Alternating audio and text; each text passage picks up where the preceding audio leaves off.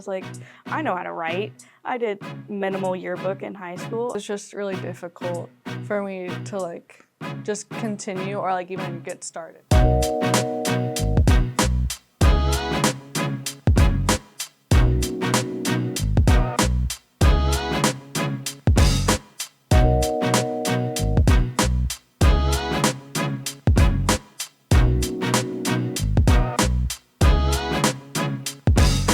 Hello. Hi. I'm Bella. I'm Hannah. How are you doing today? I'm good. How are you? I'm doing okay.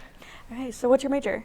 I'm a creative writing and publishing major with a minor in digital media. Ooh. What about you? I'm a double major in multimedia journalism and criminology. So why a double major?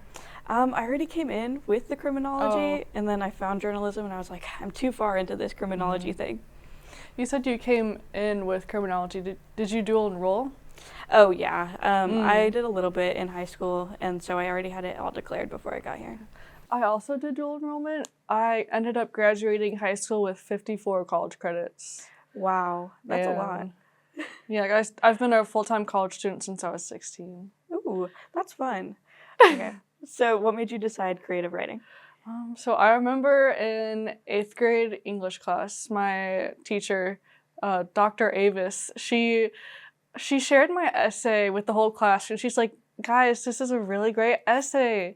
Like, good job, Bella. And then I tried to do like an English major, but I wanted to also go into education. But I have too much anxiety talking in front of a bunch of people. And so I decided that that wasn't for me. And plus I had my internship and we were very creative there. So I just decided to go into creative writing instead of like English, like normal academic writing. What was your internship? It is the Green Tower Press. We basically do a bunch of publishing, graphic design, and a bunch of writing and reading. We basically receive submissions of people's writing, and they like send it to us, and we read them, and we judge them, and like we discuss what we want to publish and decide if it fits like our image, and then like we end up creating like cover designs for it, and just like we end up shipping it out to people when they buy it, and then we also do a bunch of graphic design. Personally, I'm one of the like stronger graphic designers in the internship, so I usually do a bunch of those projects. And there's like a lot of like swag creation, which is like bookmarks, posters, stickers, and buttons. And I have a few that I've made that they're very funny and dark, and people have always like loved them. And that's why they call me Evil Bella in my internship. That's a great nickname. Thank you. So what's your involvement here on campus? I'm really involved in Wells Hall, so I am the editor-in-chief of the Missourian, which is our student newspaper. I'm also an on-air announcer for KXCV, which is the NPR station. And then I also am a host for one of the shows on KNWT called Digging Deeper. And that's really a Missourian kind of collab with KNWT. So we take the content that we make at the Missourian and then turn it into a show. But past that, I don't get too much out there on the rest of campus just because it does take up a lot of time doing this stuff. I used to do a little bit more, but now I'm kind of really focused over here. You mentioned starting off with criminology and then you added journalism. Why did you end up adding journalism? Because I feel like those are two like kind of very different like majors to be interested in. Yes, they are really different. So my first semester here, I really just kind of needed a campus job, and I was like, I know how to write. I did minimal yearbook in high school. I can be at the Missourian, easy peasy. And so I decided to apply for the news reporter position. And within a couple of months, I actually moved up into an editor position as news editor. And that's where I kind of just like fell in love with mass media journalism as a whole. And that's when I decided to add my second major with multimedia journalism. But also I've had a lot of background in writing. I mean, my grandfather worked at a newspaper in our hometown. It was just never really something that I thought that I was going to end up doing. It just kind of happened to me. And I feel like that happens to a lot of people, especially in creative majors like we are in. So obviously we're both writers. Yes. But I think ours are probably pretty different. Definitely. What is kind of like your style of writing and what you do or what you'd like to focus on? So personally, I write a lot of poetry. It's usually like mental health and like very emotional. Can be definitely very triggering because I talk about like a bunch of my uh, traumatic experiences. But like I kind of work through it kind of like a journal, and I just use like my skill with imagery, and like I really play with the words and like the space on the paper to create like a story. And I just feel like it, like once I started writing poetry, it was really like I found like my passion for it. It was just something I fell in love with like instantly. Oh, that sounds like a great outlet. Do you ever get to go out and like read your poetry? I used to be in the Scribblers Club, and they would have like open mic nights, but I didn't talk at those. But we have had like an open mic night at my internship, and I talked, or I think I read 1 or 2 poems there. I was very nervous, but I did it. But I feel like I should definitely try to go to more open mics and read my stuff out, because if you don't like go out there, then how are people gonna like know about you? Yeah. So who do you hope like reads your writing overall?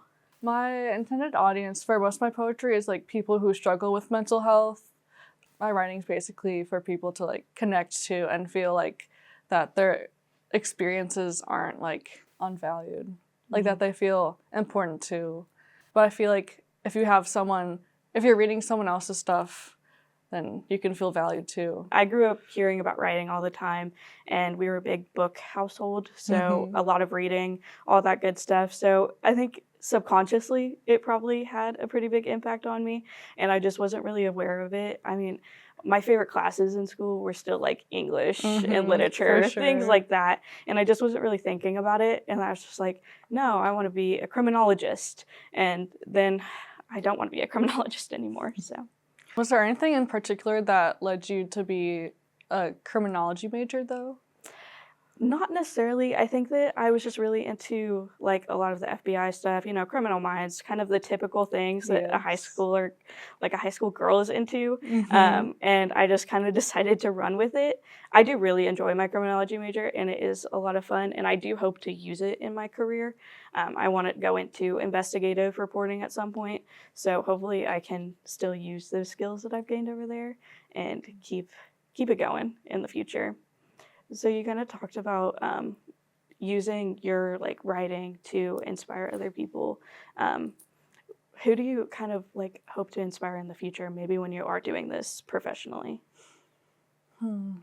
They like when like an author is real to them. Mm. So like something that my mom like mentioned, she thinks that I should become a blogger because I like to write a lot. I do baking, I do crafts, I dye my own hair and I cut it, and I do a bunch of like random hobbies like that. And like I could just talk about all of that on like my website.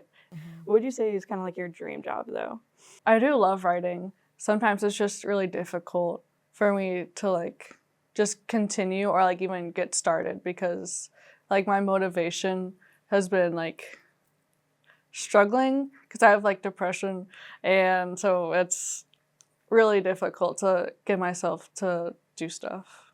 Yeah, I think the writer's block is like affects all types of writers. So Mm-hmm. I definitely experienced it on my end too. When I was the news editor, it was really bad because I was the one producing kind of all the big content every single week, and I was taking up to maybe 7 news stories a week. So it was pretty intense. And I think luckily moving out of the news editor role and into different editorial positions has helped me get past that writer's block.